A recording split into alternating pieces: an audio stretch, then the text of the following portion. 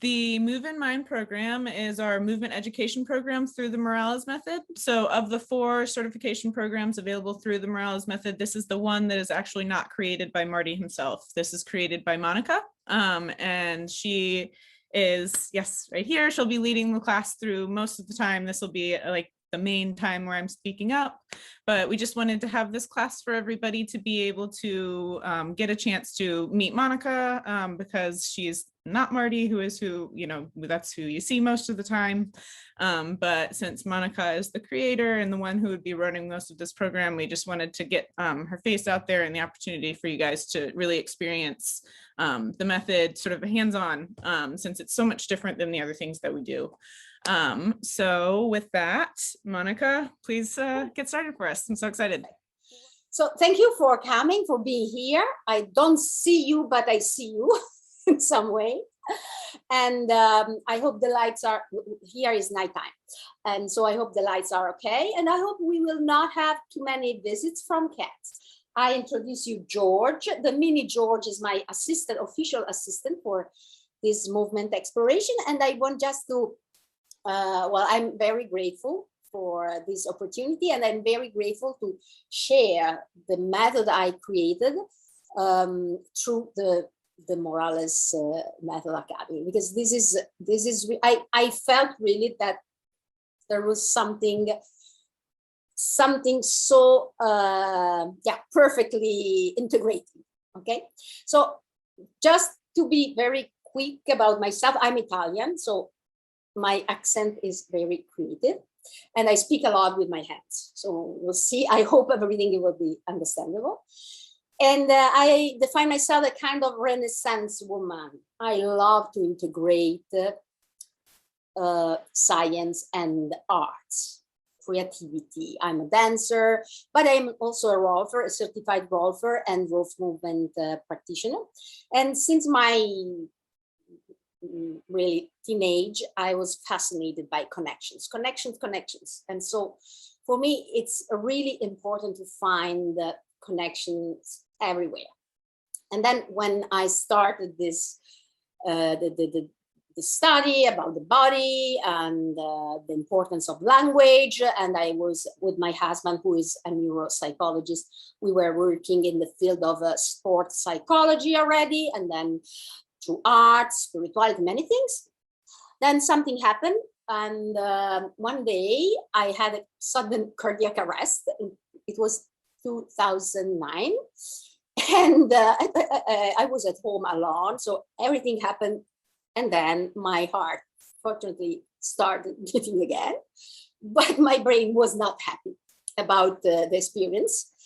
I mean, I was happy. I saw the light, the tunnel and everything, but then my brain was a little bit.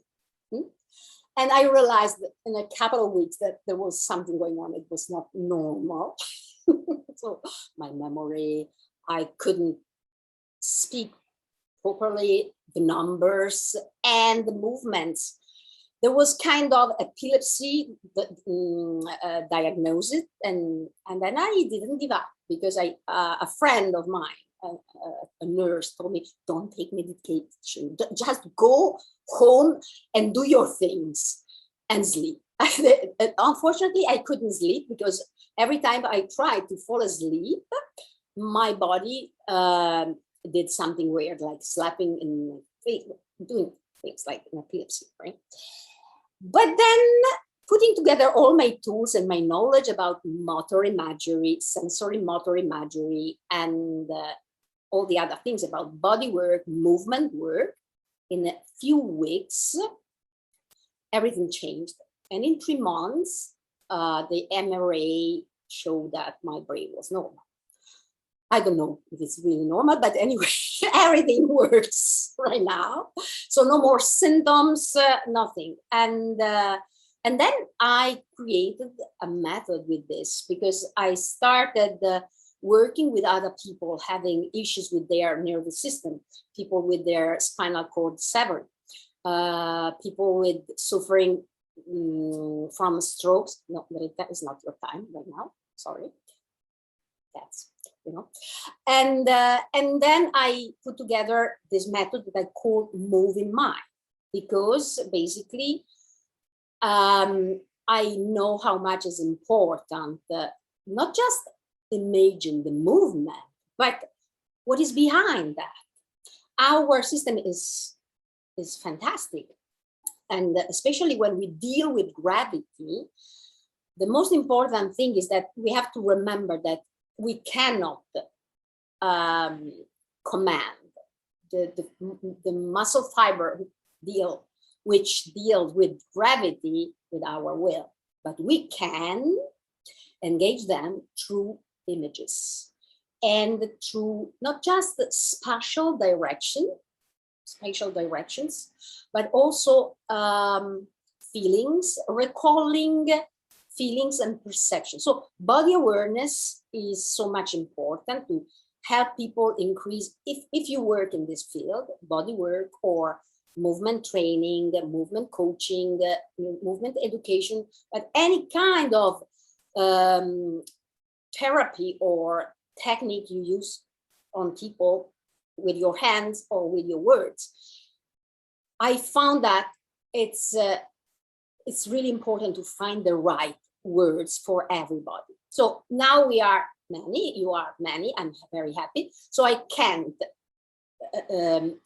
I don't have the time to ask you questions about what you are familiar with, because it would be nice when I do one-on-one session, when I have groups, I do it.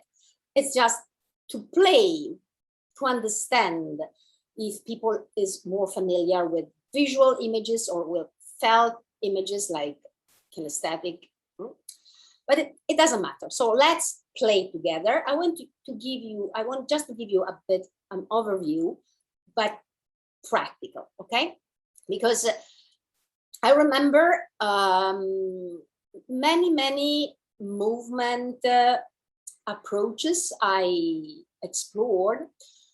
They were so good during the training, but then they left me a bit like, but I don't have a protocol, I don't have a structured method. And so even if the moving mind is very creative, I create a protocol, I create steps so that everybody, if you are interested in the training, you will find those steps very well explained. Because otherwise it's difficult to improvise if you don't have a good structure. As a former pianist and dancer, still dancer, I know that if you don't have the steps, if you don't have the mastery of certain motor patterns, how you can improvise, right? And this is also when you teach movement, Rita. Oh. Sorry.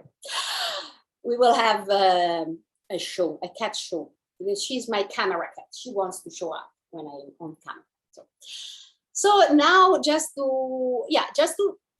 to tell you, if you have any kind of question, I want just to give more space to the movement exploration. So if you have questions, I invite you to write all the questions in the chat. And then, so at the end, in 1 hour, I hope to give you a taste of the moving mind, and also to explain at the end how the training would work if you are interested. Anyway, if you have any question, put it in the chat anytime, and at the end I will go through your question and do my best to answer. Okay, so I hope you are familiar with the concept of embodied cognition or embodied simulation. This is a fascinating field, exploring how our brain is constantly busy in recreating scenarios using what we are ready to experience, we already know, we already went through. When we hear, when we read, it's always there's always a kind of engagement of our sensory motor cortex, especially when we use metaphors or images recalling movement. Okay? Even if it's kind of a body metaphor, it doesn't matter. In our brain, and those researches are fascinating, the areas corresponding to really motor engagement, they work. So let's play, and I'm always very playful because our brain learns much better when we feel a bit of humor. Okay, so I hope you have a little bit of, this is my living room, so this is what I have, and this is where I from the place from which I teach my, someone else is coming. Yeah, I want just to be sure to be sure that I'm sorry. Sometimes I have to run and let people come in. Okay? So just take a bit of space. You don't need so much space, but walk around, even if it's the space of a carpet, just noticing how do you feel. How do you feel today? How do you feel right now? Maybe you worked all day, maybe you are very rested, maybe not, but just take the time to walk around a bit. Notice your breathing. Notice if there are tensions in your body. My choice today is to work just standing because we don't have 3 hours. We have just a bit of time. But in the protocol, there are many different steps. And usually I start from the floor, sitting or lying down. It depends because everybody's different. It depends on the need and on the goal.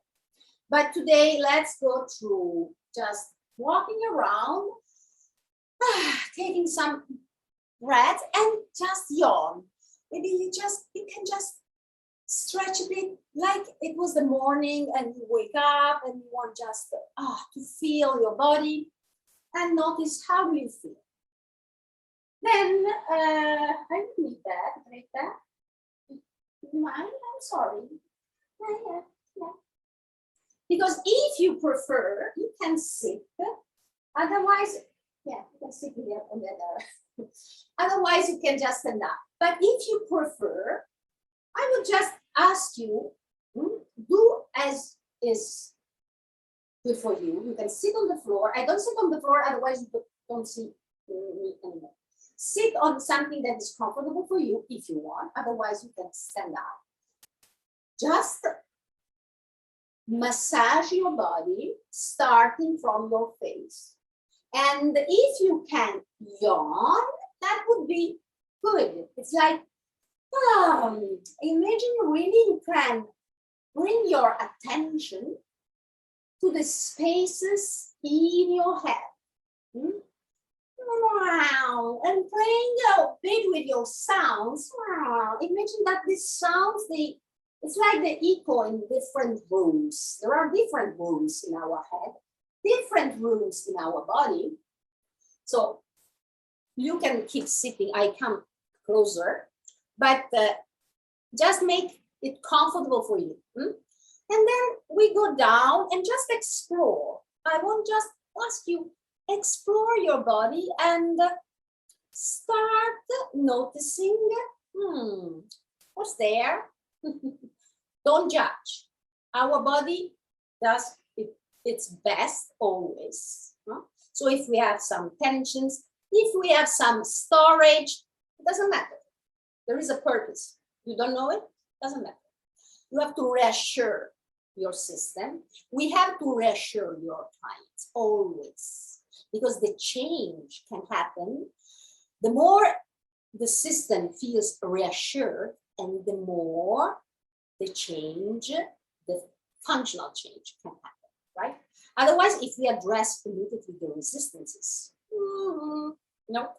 So I start very often asking my clients and my students, start with self-massage. Now it will be very quick. It's just because we look at ourselves in the mirror, but it's a visual mirror. We need another kind of mirror. When we are in touch with ourselves, a lot of feedback, a lot of connection will start happening.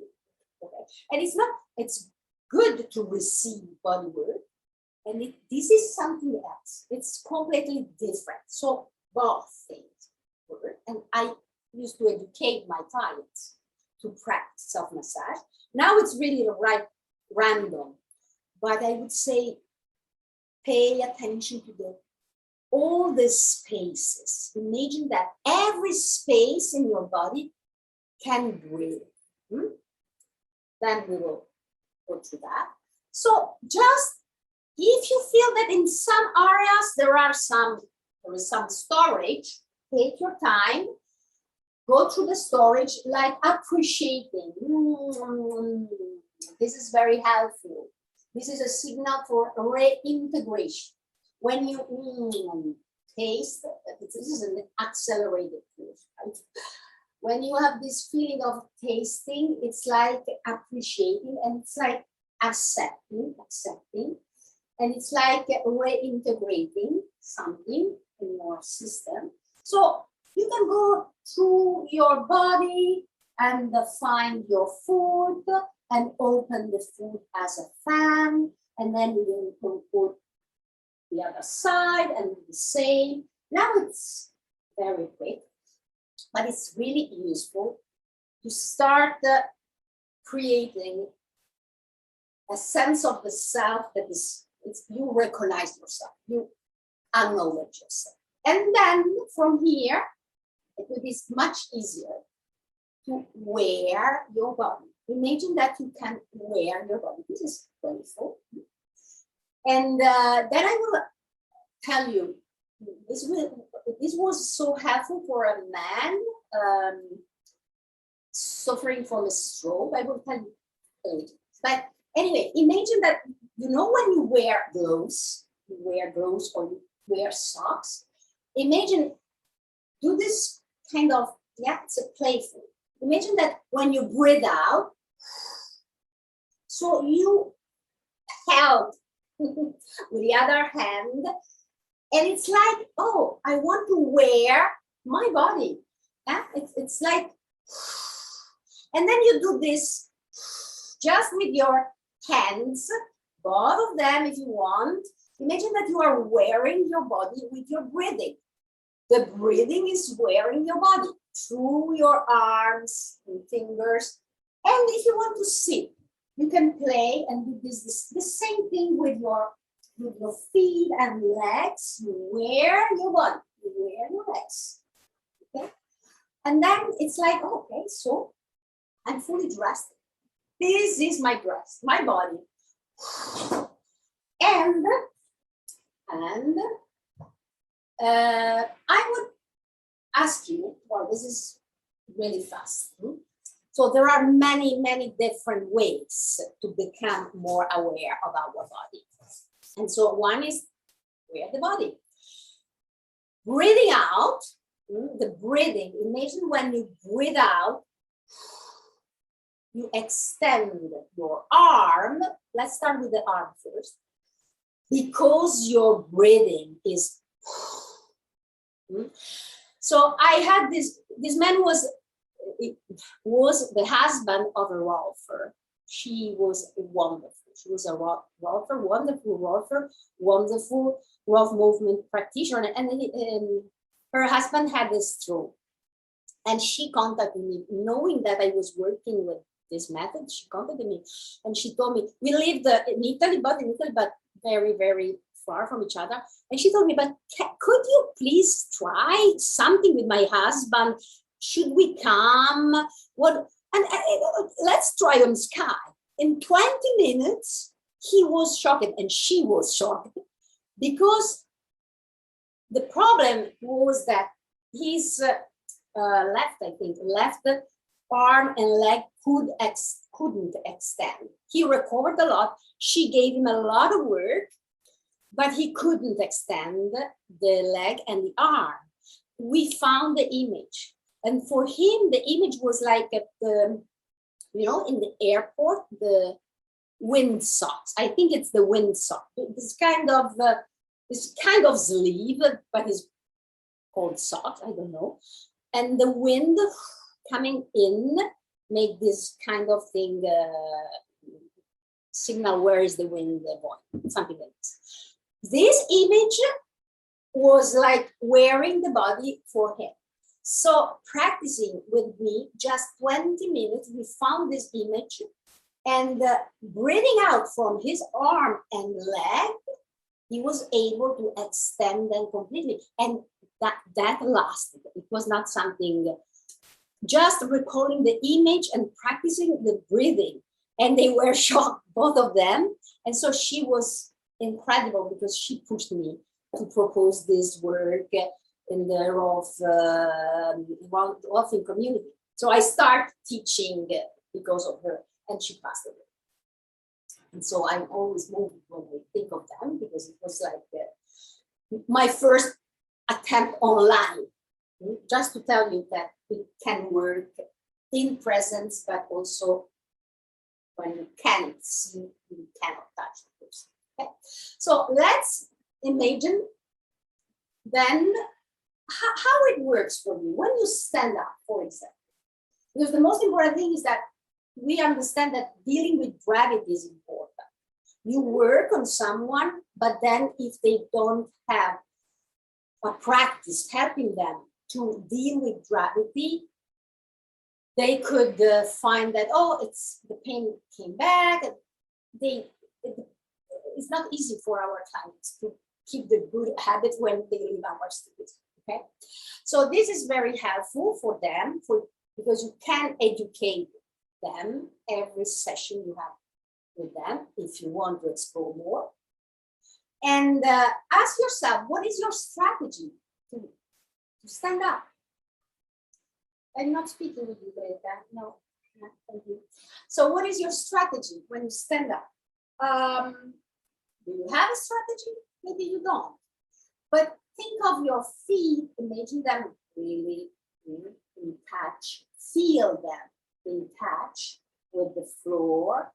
Feel your toes very, very gently touching the floor, and imagine that you can wear them so that they extend a bit, and you want to feel the floor really with this part of your toes. And then ask yourself, what is your strategy to stand up? Maybe imagine a tree. Try it with this image. Is that more effective for you if you imagine that you have roots like a tree, and so those roots are drilling like this into the floor, and then your body can just, like, you have all the branches here coming, so you can orient your crown toward the sky, ceiling. Or for you is easier, imagine maybe that you push a bit, you push the floor away, or you push yourself away from the floor. Or like Iron Man, you have those like rockets.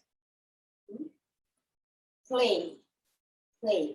I'm sure that maybe there is something else more effective for you, but just play with those images. And what is the most familiar for you?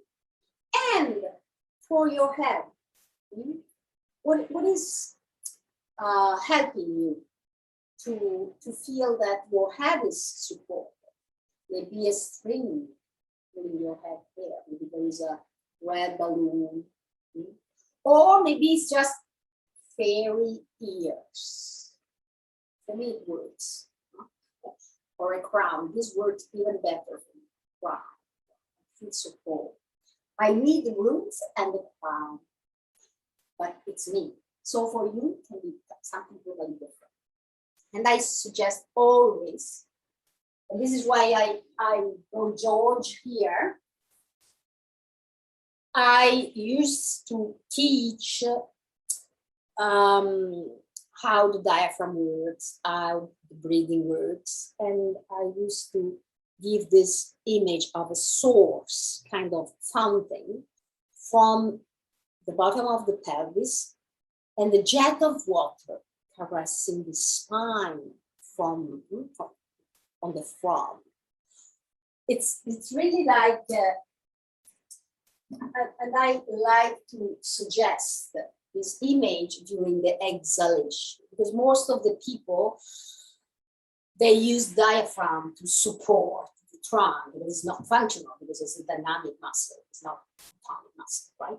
But you see them, they breathe in and they breathe out, and then it doesn't work like this, okay? So sometimes I experience that this idea, the image of a fountain or something else, for something, someone is the elevator, for someone is the fountain.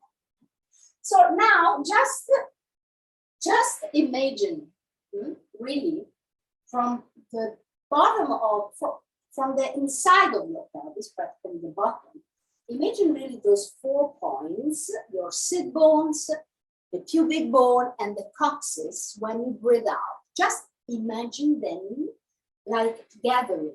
They want to be together. They want to meet each other during the exhalation. You don't even need a contraction. Just imagine them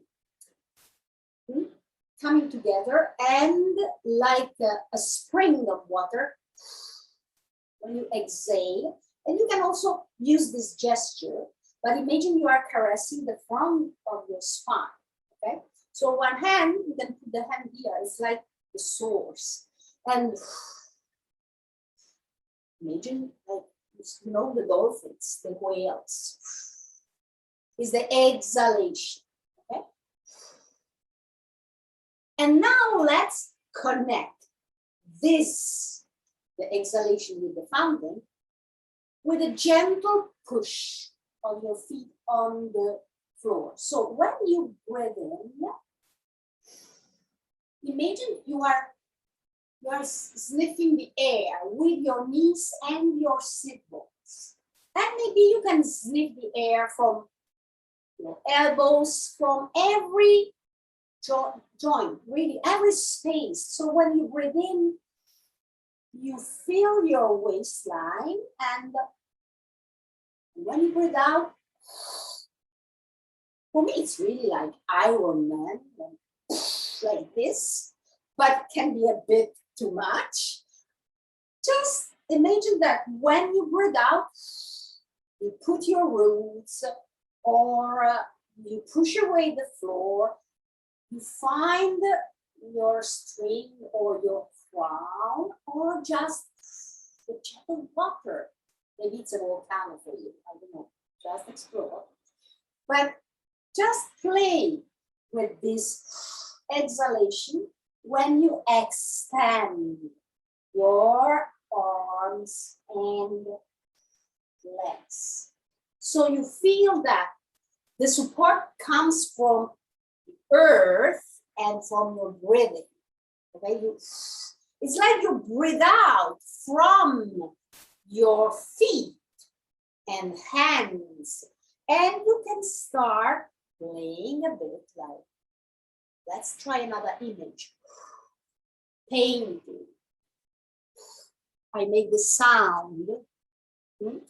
So imagine that you can connect your breathing, wear your body if you want, but now imagine just your hands like brushes. I'm a painter. So imagine you can paint the walls, the ceiling, the floor, but when you inhale, make it really soft. It's like, oh, I'm inhaling from my armpits, maybe my elbows, my wrists, maybe my vertebrae. I can inhale from the spaces in between them. I can even inhale from my pelvic floor, from my knees and feet. I can make it so playful. And when I breathe out, I start painting. And what I'm doing, I'm expanding my kinesphere, okay? I'm becoming aware of my kinesphere. Now I'm not going into the details, but you see that my feet are very well, you don't see my feet, but they are very well rounded. And I can just pivot like this, lifting one heel and go into a spiral. There is a lot of work on the floor about spirals to reset our relationship with gravity, actually. But then when you start exploring the space and connect the breathing, you connect your inside with the outside. And when you start feeling that you can paint or send your breathing much further than just your head, you address the walls, you address the ceiling, you address specific points in your room or beyond the room, behind the walls. Then in this way you engage the muscle fibers designed to support the body in the gravity field. So it's much different if I ask someone to point at the wall and imagine that they are wearing their arm, there is the windsock or the brush maybe. In this way, I know that I'm speaking with their system at a deep level. It's not just asking them, extend your arm. Extend the arm is very abstract. It's not abstract, it's very concrete, but it's very voluntary. We need to engage at the deepest level. And this is why language is very important, the choice of words and the choice of the images. So the most important thing would be to find the appropriate words and image for everybody of you, but there's no time for that. So I'm just playing and hoping that it makes sense, okay?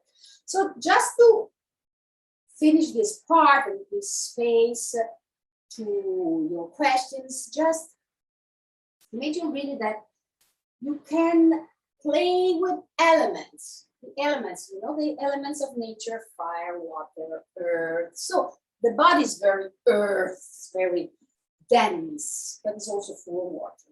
We are very water. So what happens when you imagine that your pelvis is really like a bowl containing water?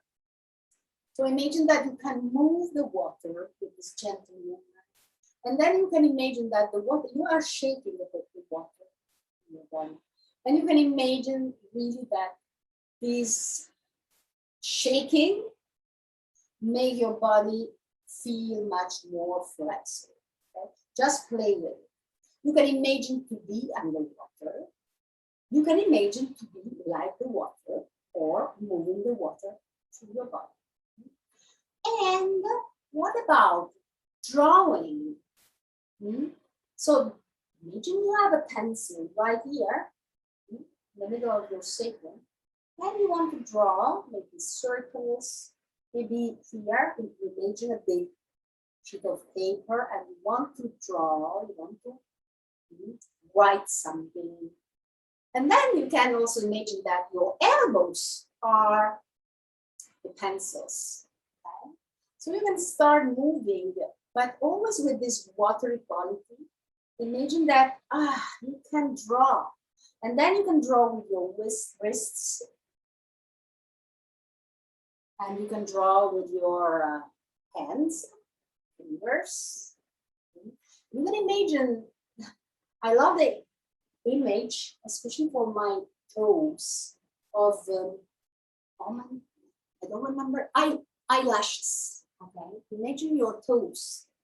And maybe you need a surface. I would have a surface here, but with this surface. So yeah, you can put your feet on the surface and move your toes, like your eyelids and your eyelashes. But imagine you are breathing through the movement. Okay, so. And then just move a little bit again as you can. Sculpt, create a sculpture, but actually you are inside. You are inside the clay, and so it's kind of, you create this space and you want to sculpt the space from within a big ball of clay.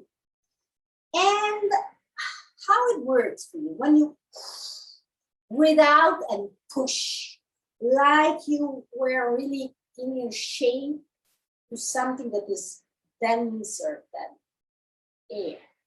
Or do you prefer just brushing and painting or shaking the water? What is the best for you? And then just breathe in and out, just feel the breathing, imagine the breathing circulating in all the rooms in your body. Then the space is like openings through which you can breathe in and out. And move again around, just asking yourself, how do you feel after this crazy movement exploration? It's not crazy, it's just a bit of movement exploration based on sensory motor imagery. So we recall elements of nature, images that more or less are, I think, in everybody's memory. Again, the moving mind big part of the moving mind is about how to find the functional image for everybody in a group or in one-on-one sessions, in person and online, because I have to tell you that it's from the beginning of the pandemic. Now I'm working only online because people, they don't want to move anymore from their houses. And then this is what I'm doing right now. I'm teaching and I'm giving sessions like this. But of course, if you can do it in person, when you touch someone, you can do it. When you teach someone, you can do it. It's a method itself. So, well, I can just say a couple of things about the program right now.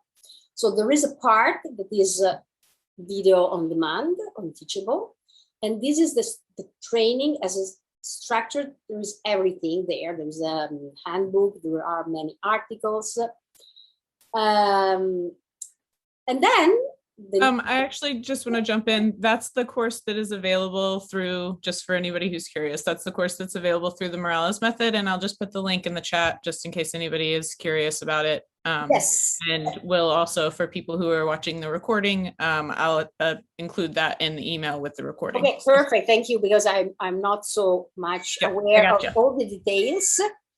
Meow, meow. Okay, it's your time, Greta. When I'm speaking so close, she wants to shout. So sorry. Meow, meow. Now you don't have anything to say to our audience? No, okay. But anyways, yes, the course in Teachable is already, there is everything you need to know to practice. But then, of course, it's a bit like, it's me showing everything, giving all the exploration, giving all the explanations, and it's already the method complete itself. But then it's a bit, it is not enough if you want to practice. I mean, it's enough if you want to integrate it in your practice, because this is why I create an online course. Then if you are interested in the certification, then we thought that, okay, it will be better to create a series of meetings through Zoom, in which I guide everybody through a small group from 6 to 10, no more than this. I guide through the movement exploration. We work on cases, your cases, the cases you want to bring to me. And everybody in the course will share their expertise, the work they already did with their clients and with the online, the course in Teachable. And so everybody will teach a movement exploration like this, or we can explore. I'm very creative also when I teach, but I want to be sure that all the questions are answered. And I want to be sure that everybody is able to master the matter, of course. So this is the last, the project, complete project, because we thought, okay, let's do it live, and then the pandemic happened, and so now it's not so easy to travel and everything. So at the end, seeing how much it works also like this online, we decided to turn it like I try to explain to you.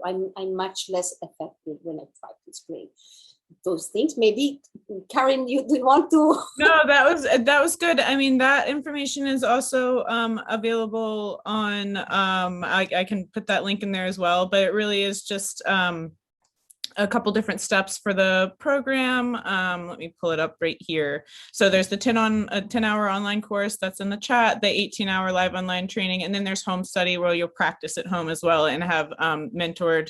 That's the case studies that the clients that Monica was referring to. So all of that totals up to about 52 hours of training. And that will just, it really does. I've taken the live online course, or not the live online course, the online course that we have through Teachable. And I do feel like I'm able to put some of these principles in practice in my practice. I found that I'm, expanding on the imagery that I'm using, as Monica was saying, instead of saying like flex your arm or bend your elbow. I'm just becoming a little bit more creative with my clients in terms of the ways that I'm talking to them. And I am noticing differences in the way that they respond, even the way that they move.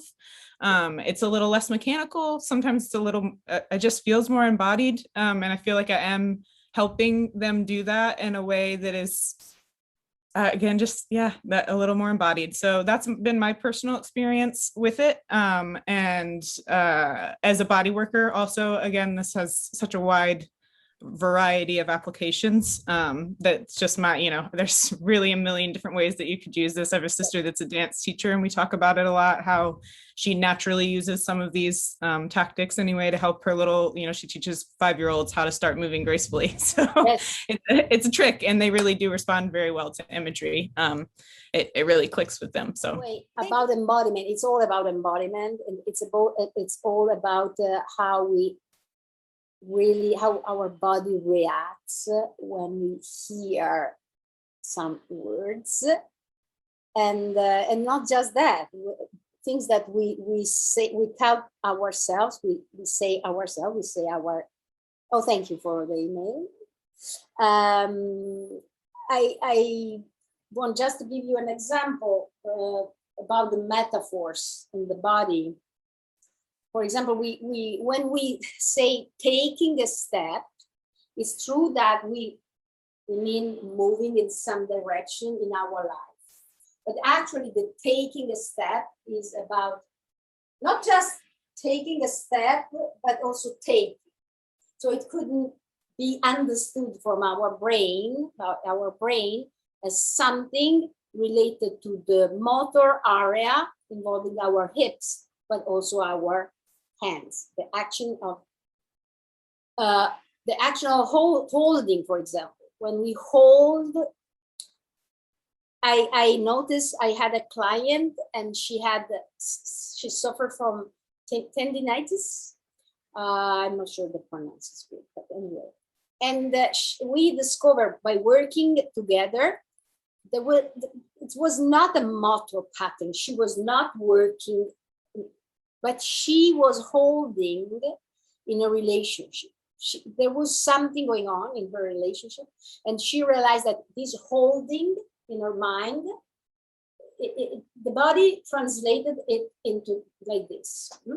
So it's amazing to see how we think about something. When I moved to Canada, when this opportunity came and we start thinking about moving to Canada, I start feeling after a couple of weeks weird pain in my left hip, and I couldn't explain that because I didn't do anything different. So I was just thinking, what is that? What is that? What is that? And then I went to the town. I was really not exactly in the town. I went for shopping, and I looking at the shop in there were mirrors in the street. I saw, and I thought, who is that woman walking with all their body weight like this? And then I realized it was me, and I was like, what? I'm walking this way.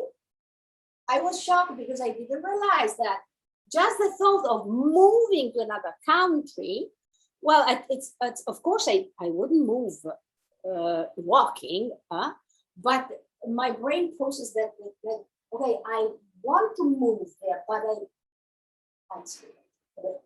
So there was a motor conflict involving my hips, because the idea of moving triggered the motor pattern of moving forward, but at the same time there was something saying, no, let's stay here. And so there was a motor conflict.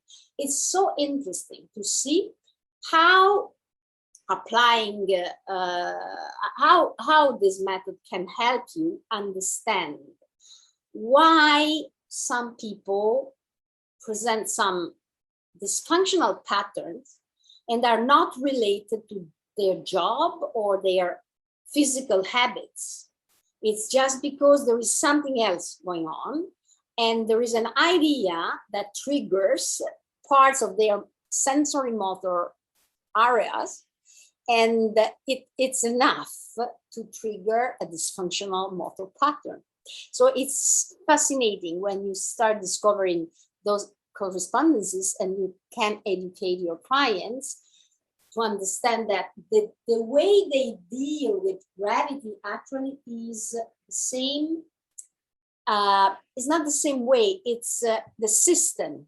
Let's say that the system helping us to deal with gravity is intertwined with our emotional responses. And so we can learn everything about posture, but if there is something going on and we don't feel secure in a situation, and we don't know that there is this kind of conflict somewhere, then we think, okay, I'm doing everything perfectly, but it's because, and then it's because something else, maybe emotionally speaking, is going on. And you don't need to be a psychotherapist to deal with that. It's just about asking your client, putting your client at ease, finding a common language, a common field of interest. When I worked with my first quadriplegic client, he was all about technology, and I was like, but fortunately he loved also nature. So on the field of nature, we create beautiful images. And then I started also speaking about wires and electricity, like circuits and this and that, and it became, so you can learn also something new from your clients. But it's really important that you find and you cultivate a common field of interest with them, or find at least a common language, and that's it. And then yes, I believe that especially now that everything changed, and a lot of people, they prefer, actually some people, they crave for physical meetings and relationship. Other people, they just are happy remotely, and it doesn't matter what you like or they like.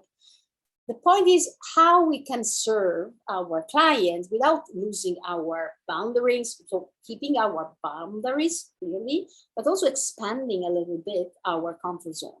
And for us, it's the same. We have to reassure ourselves first. And this is why all the work in the moving mind is about practicing yourself first. You have to embody it here. You have to embody the use of image. The moving mind is like a lifestyle. If I have to climb on something like this and find, I'm very short, and find something, of course I breathe out and I extend much better, and it becomes like a very practical and functional way to deal with gravity for yourself. and for everybody around you.